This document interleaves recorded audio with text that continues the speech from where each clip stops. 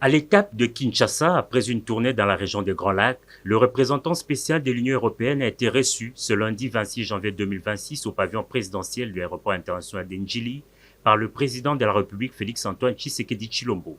Avec Johan Borstam, les échanges ont porté sur l'importance de l'accès humanitaire dans les zones à conflit dans l'est de la RDC, des engagements financiers de l'UE et des différents processus de paix en cours.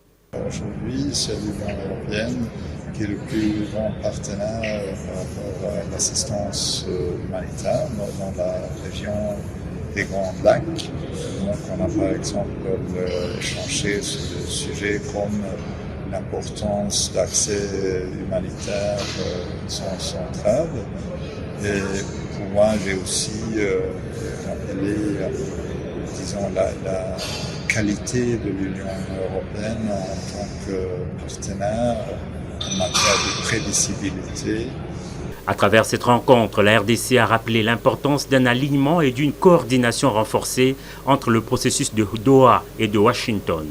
Ainsi, l'Union européenne, par son représentant spécial dans la région des Grands Lacs, renseigne que le point spécifique sur l'escalade de la violence dans l'Est de la RDC est inscrit dans l'agenda du Conseil des affaires étrangères annoncé pour ce 29 janvier à Bruxelles. L'échange avec le président va faciliter pour moi aussi d'expliquer la situation dans le Grand Lac aux collègues en Europe et aussi le fait que le chef d'État m'a accordé cette possibilité.